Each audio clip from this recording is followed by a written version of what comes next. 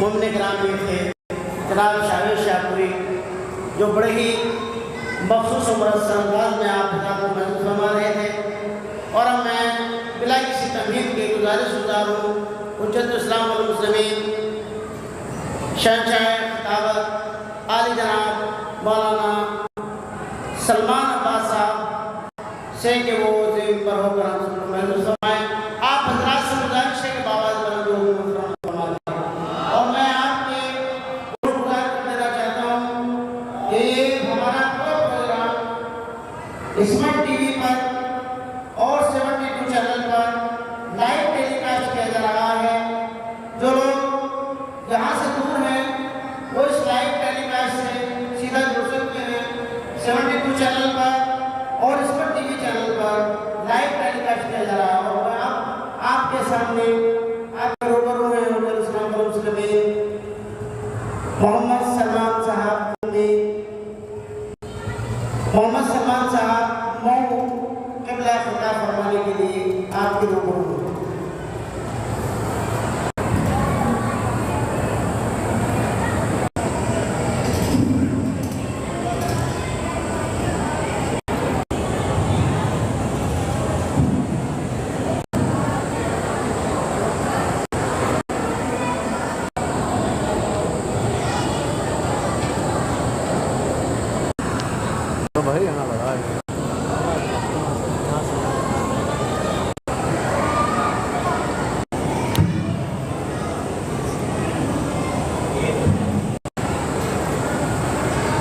رحم اللہ من قرأ الفاتحہ۔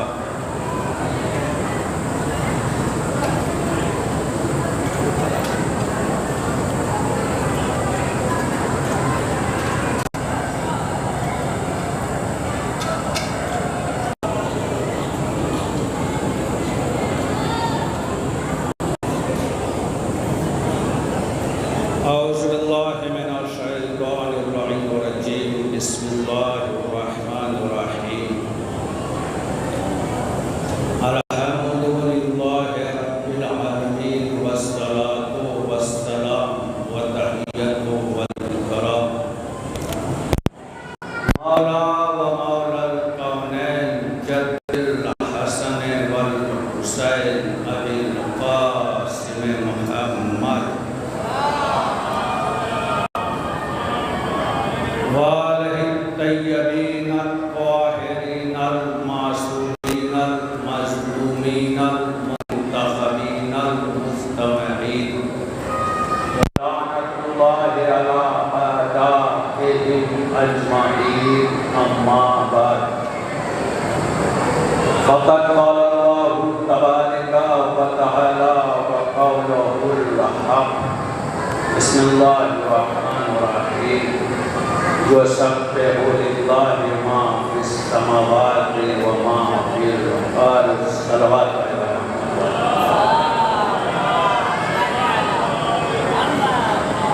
حفظہ سے تماس سے ایک بار سورہ الحمد اور 3 مرتبہ سورہ توحید کی تلاوت فرما کر مرحوم و مغفور جناب ممتاز علی ابن رمضان کی روح کو احسان کریں۔ بسم اللہ الرحمن الرحیم۔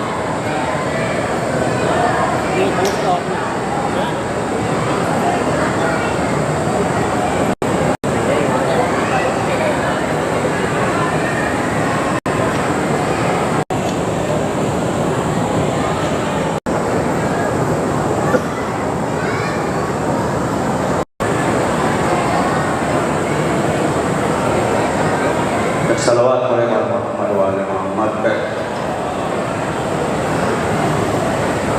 عذاب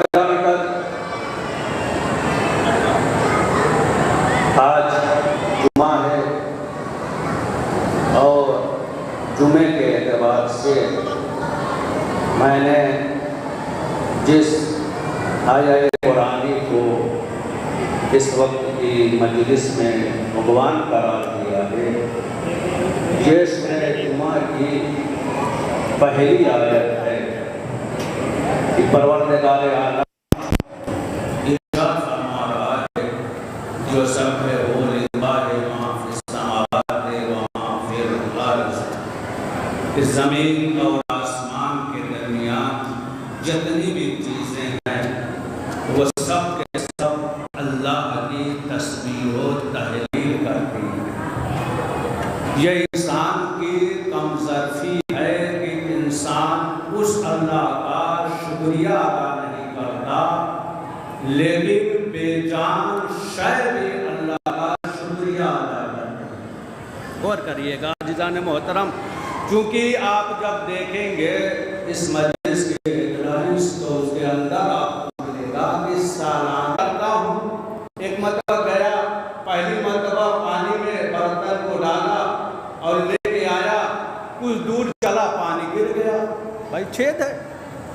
دوسری مرتبہ کوشش کیا، کئی مرتبہ مسلسل کوشش کرتا چلا گیا۔ یاد رکھیے گا مجلس حسین میں آنے کا فائدہ کیا ہے۔ کئی مرتبہ گیا اور ظاہر سی بات ہے سوراخ کی وجہ سے وہ پانی پہنچا نہ سکا، تھک کے ایک مرتبہ پھر بابا کی خدمت میں آیا، کہا بابا میں نے آپ سے پہلے بھی کہا تھا کہ یہ سوراخ ہے، اس میں پانی میں نہیں پہنچا سکتا، بابا میں نے بہت کوشش کی، میں تھک گیا ہوں، میں آپ کو پانی سے سیراب نہ کر سکا۔ ایک مرتبہ باپ نے مسکرا کے آواز دی، بیٹا پانی نہ پلایا تو صحیح لیکن برتن تو کیسا ہو گیا۔ ارے غور کر رہے بھائی، پانی نہیں پلایا تو صحیح، برتن تو کیسا ہو گیا۔ کہا بابا یہ برتن تو بالکل صاف ہو گیا۔ کہا بیٹا کیوں؟ کہا بار بار پانی میں ڈالنے کی وجہ سے یہ برتن صاف ہو گیا۔ ابھی تو آپ سمجھا ذکر حسین میں آنے کا فائدہ کیا ہے۔ ذکر اہل بیت کے، ذکر اہل بیت کرتے رہیے، ذکر اہل بیت سنتے رہیے، جو آپ کے دل پر گرد ہے وہ خود بخود دھل جائے گی۔ صلوات پڑھے بر محمد والے محمد پہ۔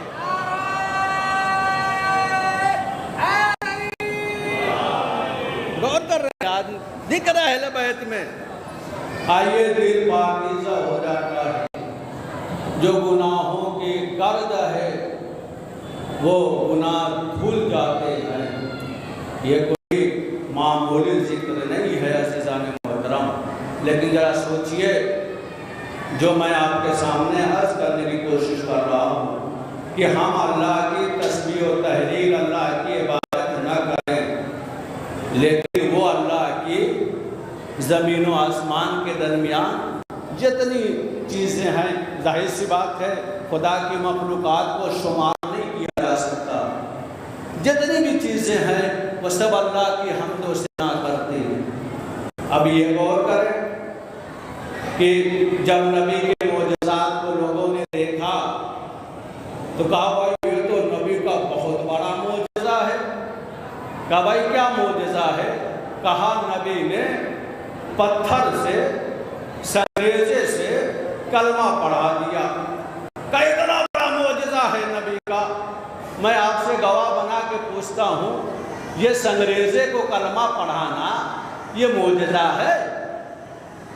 غور کیجئے، یہ سنگریزے کو پتھر سے کلمہ پڑھوانا یہ معجزہ ہے؟ بھائی میں تو اسے معجزہ تسلیم ہی نہیں کرتا۔ بھائی کیوں؟ اس لیے کہ جب یہی آیت جو میں نے سورہ جمعہ کی پڑھی ہے، یہ خود آیت چیخ چیخ کے کہہ رہی ہے کہ زمین و آسمان کے درمیان جتنی چیزیں ہیں وہ سب اللہ کی حمد و ثنا کرتی ہے، تو حمد و ثنا تو پتھر بھی کرتا ہے کہ اس میں معجزہ کیا ہے۔ غور کر رہے ہیں، یہ تمام چیزیں کر رہی ہیں تو اس میں معجزہ کیا ہے. معجزہ یہ نہیں، معجزہ یہ ہے. آج یہ پتھر اللہ کے حمد و ثنا کرتی ہیں یا نہیں؟ یہ پتھر، درخت، اشجار، جتنی چیزیں ہیں وہ سب اللہ کی حمد و ثنا کر رہی ہے. لیکن ہمیں کوئی بتائے کہ آپ کو سنائی دے رہا ہے؟ کوئی ہمیں بتا دے کہ یہ تسبیح و تحلیل کی صدا ہمارے کانوں میں سنائی جا رہی ہو کہ بھائی ہاں ہم نے سن لیا کہ یہ اللہ کی حمد و ثنا کرتی ہیں. تو تسبیح الہی کرنا پتھر کا یہ معجزہ رسالت نہیں ہے. اس کلمے کی صدا کو ابو جہل جیسے کے کانوں میں پہنچا دینا یہ معجزہ رسالت ہے. صلوات پر محمد و آل محمد پہ. یہ معجزہ رسول خدا نے دکھا دیا، ہاتھوں پہ کنکریوں کی کلمہ پڑھا دیا. جو لوگ آئیں گے آقا نے اس زبان کو تالا لگا دیا. سبحان اللہ. صلوات پر محمد و آل محمد پہ. نعرہ حیدری، ہم اسلامی کے آواز بلند کر صلوات.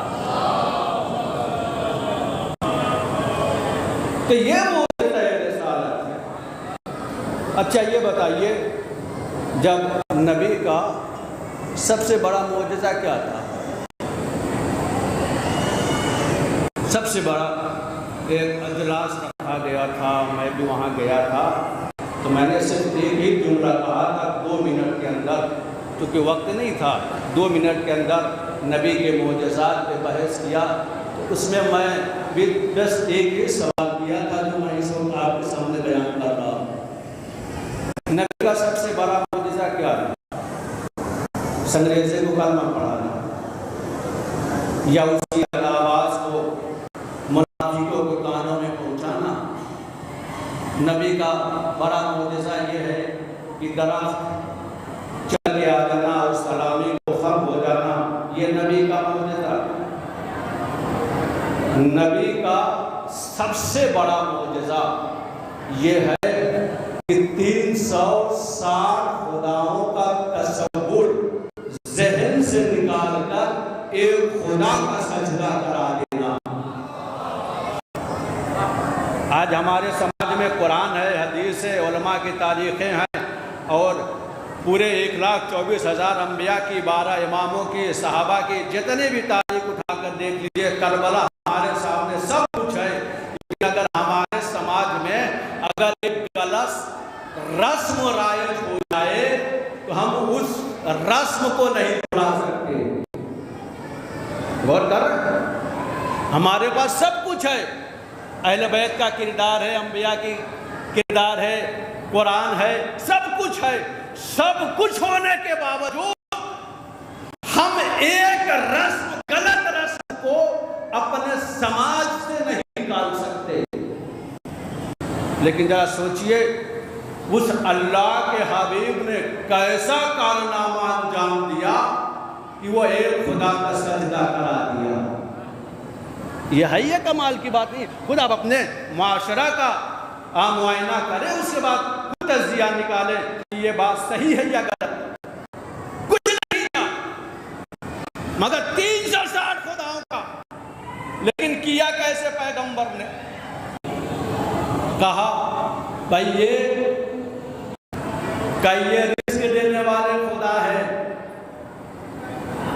کہا تم انہیں دیتے ہو یا وہ تمہیں دیتے ہیں؟ کہا نہیں، انہیں کھلاتے پلاتے دودھ وغیرہ تو ہمیں پلاتے ہیں. کہا تم ان کے خدا ہوئے یا وہ تمہارے خدا ہوئے؟ بھائی یہ میدان جنگ والے ہیں. کہا تم انہیں لے کے جاتے ہو یا وہ تمہیں لے کے جاتے ہیں؟ کہا سرکار ہم ہی لے کے چلے جاتے ہیں. تو 360 یا 365 خداؤں کی تعریف پیغمبر اسلام نے سنی، اور سننے کے بعد جو جملہ کہا تمہارا خدا میں اور ہمارے خدا میں فرق یہی ہے. ارے میرے ساتھ بیدار رہیے گا. تمہارے خدا میں اور ہمارے خدا میں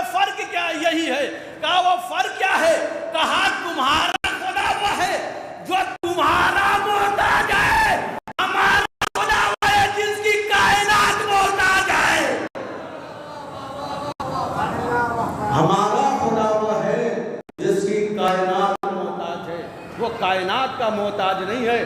جب نبی نے ایسے کردار بیان کیے، اپنے اللہ کے صفات کو بیان کیا ہے، تب لوگوں نے تصور کیا یقیناً ان کا خدا اس بات کا قائل ہے کہ اس کو دل سے قبول کیا جائے۔ تب انہوں نے دھیرے دھیرے 365 یا 60 خداؤں کو نکالا اور ایک خدا کا سجدہ کرایا۔ ذرا سوچئے، اب جب یہ کائنات اس کی ہے، کائنات میں کتنے حسین و جمیل چیزیں اللہ نے پیدا کیا، کس کے لیے؟ اب جب تصور کیجئے گا، آپ حضرات یہاں آئے ہیں کس کی بارگاہ میں؟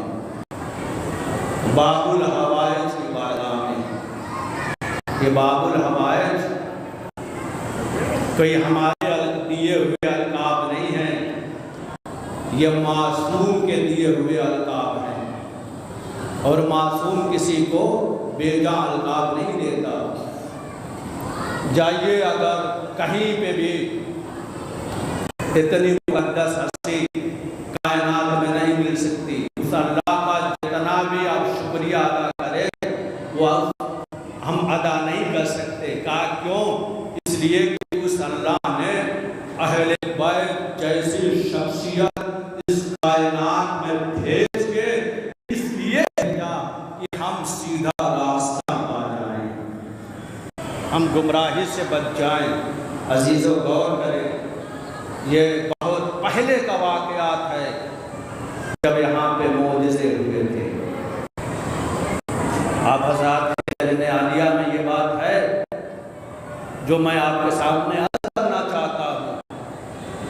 بہت پہلے یہ معجزات ہیں جب ایک شخص کو جو غلط کام کر رہا تھا، گانا سن رہا تھا، اس کے بعد ایک سوالی آئی ہے، مجھے اسی لیے عرض کرنی ہے۔ وہ سوالی اس دور کے لوگوں نے بتایا کہ یہ جو درخت ہے نا، درخت جو اس وقت موجود تھے وہ ایسے کھلے ہوئے تھے کہ جیسے محسوس ہو رہا تھا کہ جس سے ہم محبت کا دعویٰ کرتے ہیں وہ ہماری نگاہوں کے سامنے ہے۔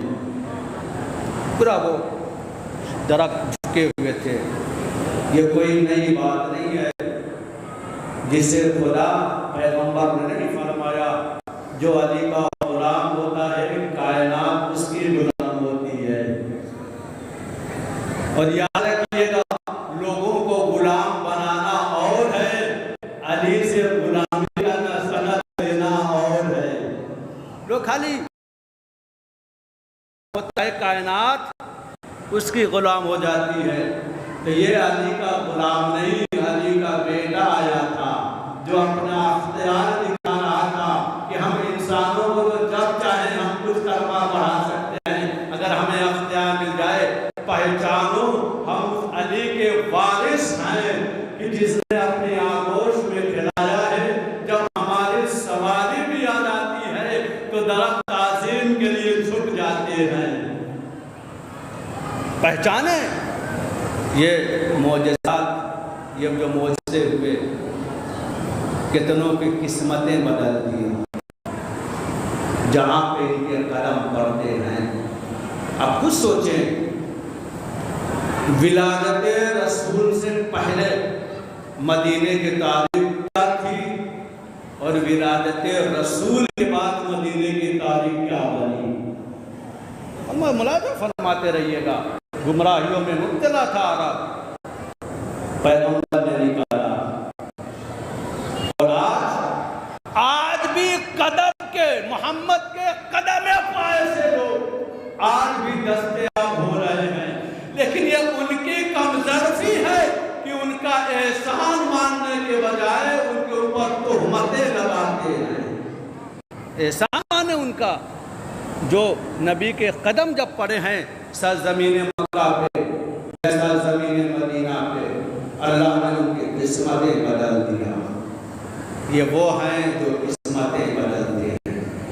مولا کی سواری، اب تمام لوگ یہاں پہ آ رہے ہیں، اس لیے کوئی حاجتیں لے کے، کوئی دعائیں لے کر، کوئی اپنی تمنائیں لے کر، مولا سکینہ کا واسطہ ہماری گودیوں کو آباد رکھے۔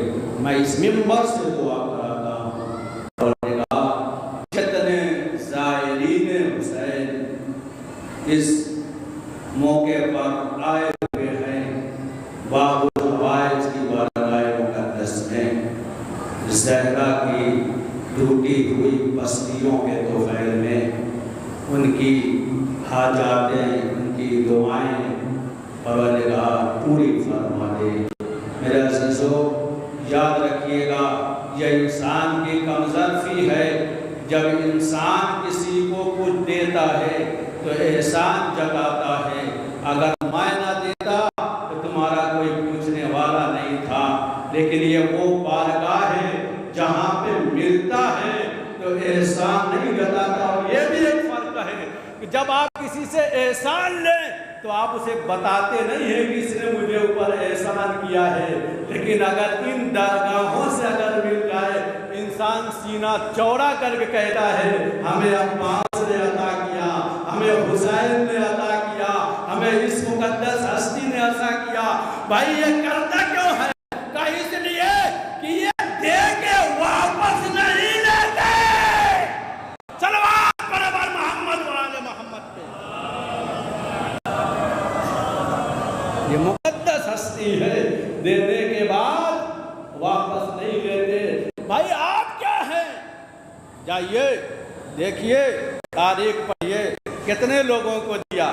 یہ ہمارے ذرا میری طرف متوجہ رہیں کہ ہمارے یہ وجود کو دیکھیں نا، اپنے وجود کو۔ انسان خود معرفت خدا حاصل کرے، اپنا وجود دیکھیے۔ اللہ نے ہاتھ دیا، پابندی لگائی۔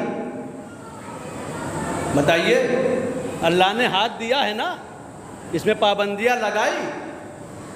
اللہ نے پیر دیا، اس میں پابندیاں لگائی۔ پورے اعضائے جوارح میں جو ظاہری طور پر انسان کے اندر ہیں، اس میں اللہ نے ایک زبان دیا ہے جس کے اوپر اللہ نے پابندیاں لگائی۔ غور کر رہے ہیں آپ؟ ایک زبان ہے جس کے اندر اللہ نے، جس کے اوپر پہرا بیٹھا، جس کے اوپر اللہ نے پابندیاں لگائی، جس کو قید کر دیا۔ بھائی یہ زبان کے اوپر پابندیاں کیوں؟ کہا میں تمہیں ہاتھ دوں گا، مختار بناؤں گا، پیر دوں گا، مختار بناؤں گا، پورے اعضاء دوں گا، مختار بناؤں گا، حتیٰ کہ ہم تمہیں دل بھی دیں گے، مختار بنائیں گے، جسے چاہے محبت کرنا، مگر یاد رکھنا محبت اسی سے کرنا جس سے کرنے میں عزت ملے۔ صلوات برابر محمد و آل محمد پہ۔ دل بھی اللہ نے دیا،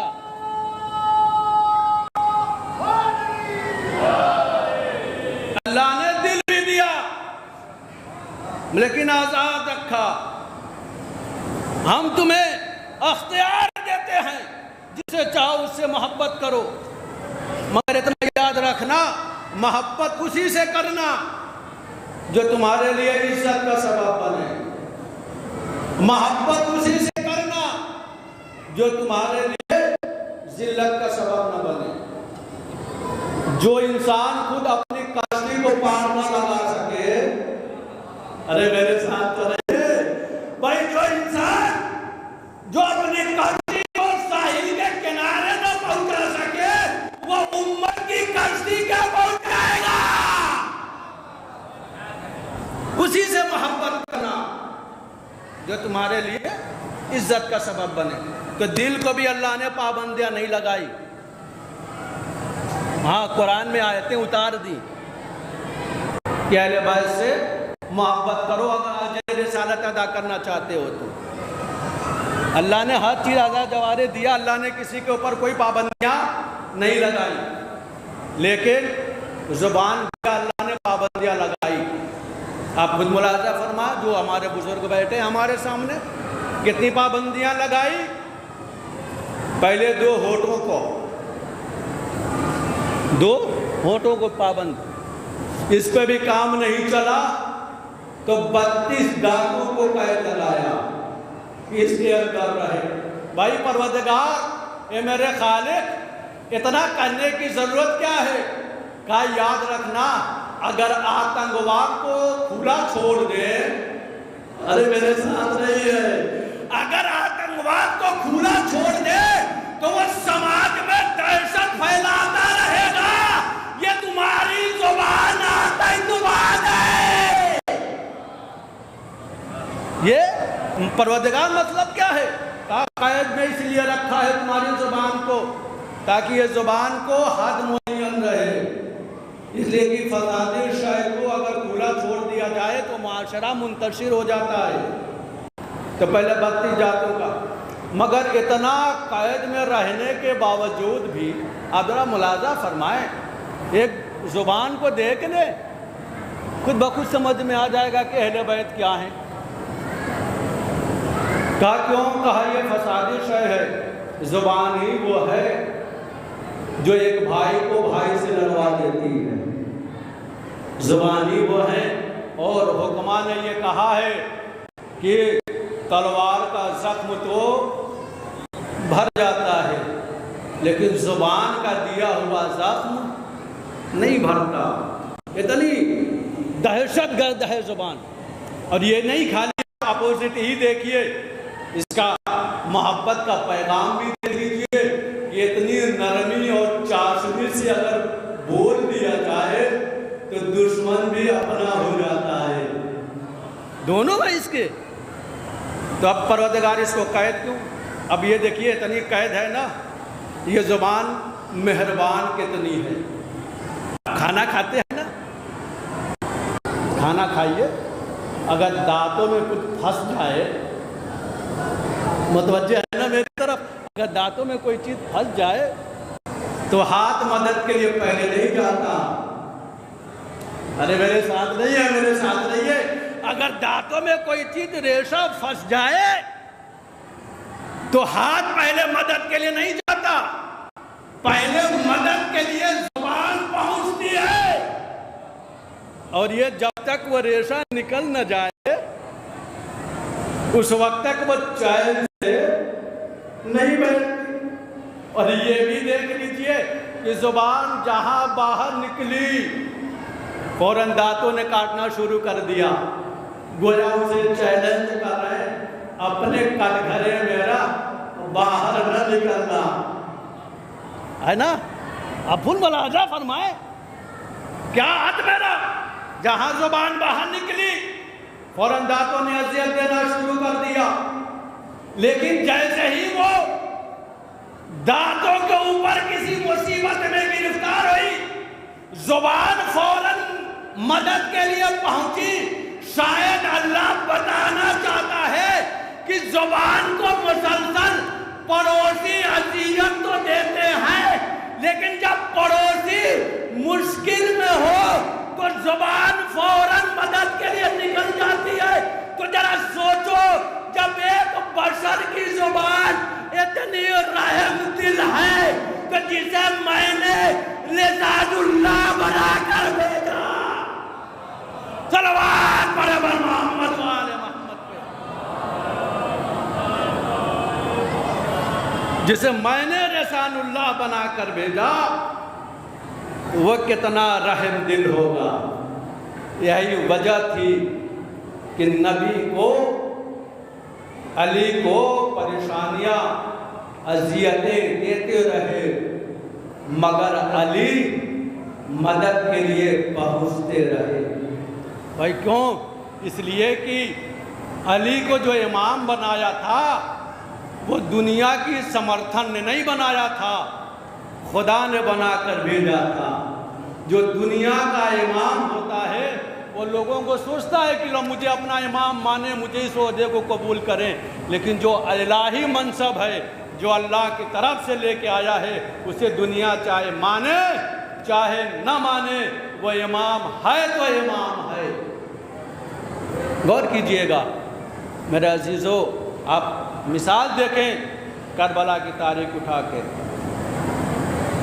یہ کوئی تاریخ کربلا کوئی عام تاریخ نہیں ہے. کربلا کر بھی ہدایت کی، کربلا آج بھی ہدایت ہے، اور تا قیامت کربلا ہدایت کرتی رہے گی.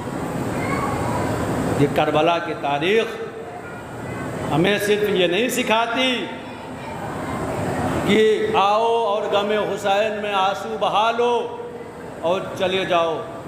کربلا کی تاریخ ہمیں بتاتی ہے کہ کردار ایسا پیش کرو کہ ساتھ میں رہنے والا اگر کچھ دور کے فاصلے پر بھی چلے تو جب امام اسے بلائیں تو وہ حاضر ہو جائے. ذوالقید کا واقعہ پڑھ لیجئے.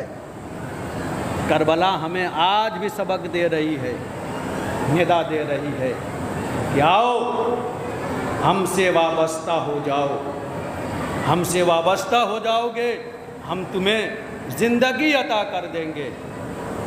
ایک صلوات پڑھے بر محمد و آل محمد پہ.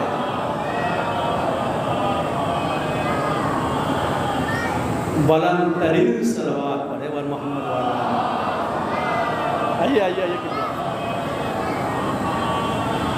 ایک اور مولانا کے استقبال کے لیے صلوات. آ جائیے قبلہ اوپر آ جائیے، آ جائیے.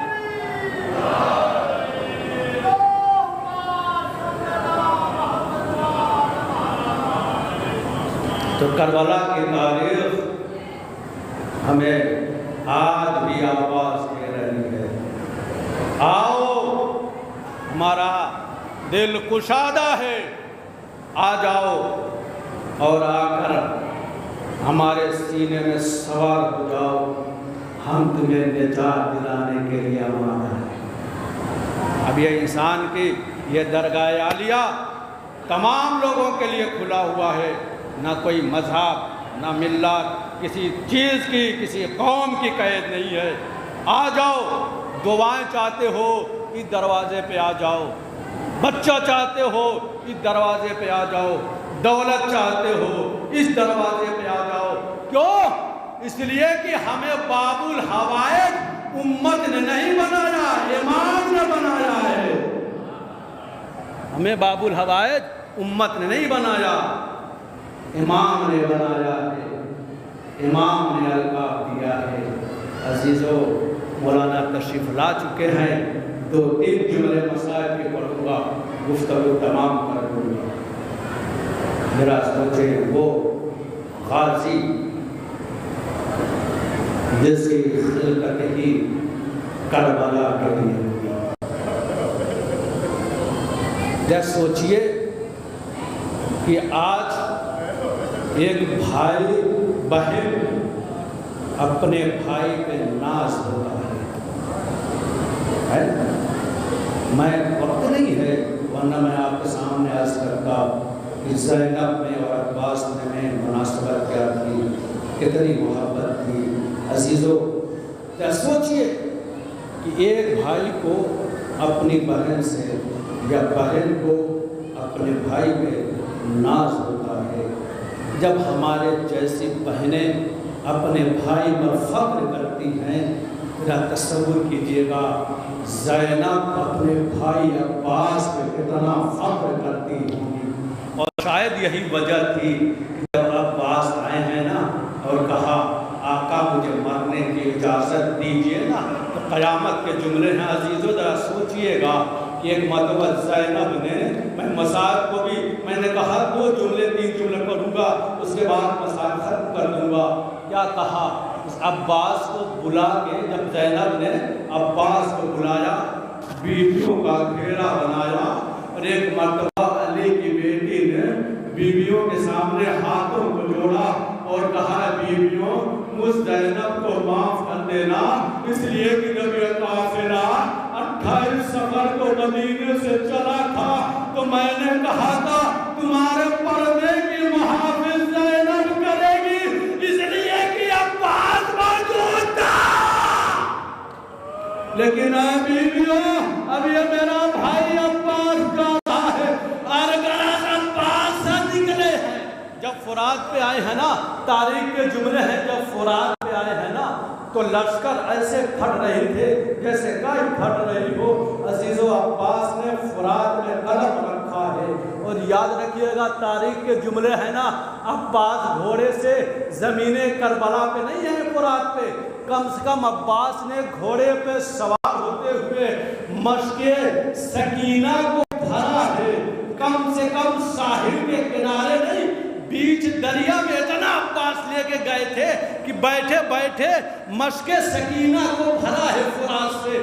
جب پلٹے ہیں نا ذرا ملاحظہ کیجئے گا، جب بلندی کے پستی کی طرف سے آئے نا تو تھوڑا آسان ہوتا ہے، لیکن جب پستی سے بلندی کی طرف چلا جائے تو بڑا مشکل ہوتا ہے۔ وہی وہ لمحہ تھا کہ جب سردار یزید لشکر کہہ رہا تھا ارے اب سمیٹ جاؤ، اس لیے کہ عباس ساحل کے کنارے اتر چکا۔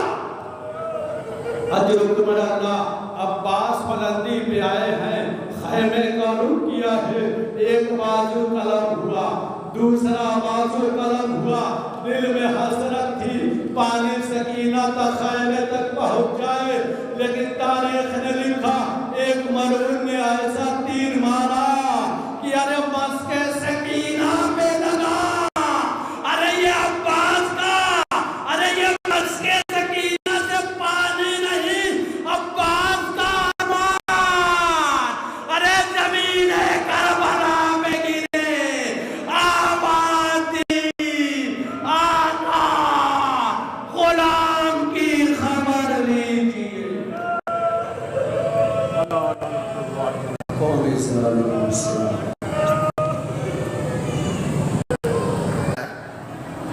جیسے ہی خطیب مصائب پہ پہنچتا ہے بھر داخل ہونا شروع ہو جائیں گے، امام باڑے میں، پنڈال میں، جہاں دیکھیے یا ایک انجمن کا سسٹم جو ہو چکا ہے آج کل دیکھ لیجئے، یہ ان کی انجمن، یہ ان کی انجمن۔ ہمارے مکتب نے انجمن سازی کے لیے نہیں منع کیا ہے، انجمن بازی کے لیے منع کیا ہے۔ توجہ کریے، یہ جو ہمارے یہاں انجمن بازیاں ہو رہی ہیں دیکھیں، یہ سسٹم جو پورا چل رہا ہے یہ اسی لیے تاکہ نوجوانوں میں پھوٹ ڈالے، نہیں آتا کوئی۔ میں بہت ہی ذمہ داری کے ساتھ کہہ رہا ہوں، حالات بڑے خراب ہو رہے ہیں، اپنے نوجوانوں کو بمبئی بھی اگر بھیج رہے ہیں نا تو اس کے عقیدے کو اتنا ٹھوس کریے دشمن کوئی بھی حملہ کر کے اس کے عقیدے کو نہ بدل سکے۔ آج نہیں ہے کہ باقاعدہ طور کے اوپر کام ہو رہا ہے، آپ اس کے اوپر غور کریے، بات دیکھ لیجئے۔ اب یہ وہ بیچارہ مصائب میں داخل ہوتا ہے اور آئے گا ماتم کرے گا، زبردست ماتم، اللہ قبول کرے اس ماتم کو، اور بعد میں مومنین کہتے ہیں اما فلاں انجمن نے یا فلاں نے ایسا ماتم کیا کہ حال کی دیواریں پھٹ جاتی۔ ارے میں تو چاہ رہا ہوں کہ امام باڑے کے چھت پڑ جاتے، واقعاً اس ماتم سے دیواریں تو پھٹ سکتی ہیں مگر دشمن کا کلیجہ نہیں پھٹ سکتا۔ ارے توجہ کریں، اس سے تو واقعاً دیواریں پھٹ جائیں گی مگر دشمن کا کلیجہ نہیں پھٹ سکتا۔ کیوں؟ ذمہ داری کے ساتھ کہہ رہا ہوں، اسی لیے کہ ہمارے یہاں جو تہذیب ازا، جو مجلس کا سسٹم رکھا گیا، وہ اس کا معاملہ ایسے شروع ہوا کہ تلاوت سے شروع ہو، سوسخانی، پیشخانی، ذاکر، پھر لوحہ۔ توجہ کر رہا ہوں، یہ سارا سسٹم، یہ ساری چیزیں پارٹ آف مجلس ہیں۔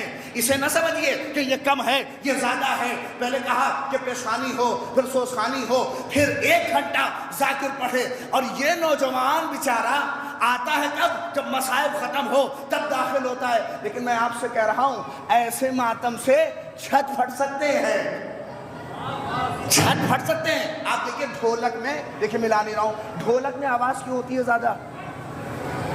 ارے توجہ کریے، آواز کیوں ہوتی ہے زیادہ؟ اس لیے کہ اندر سے خالی ہوتا ہے۔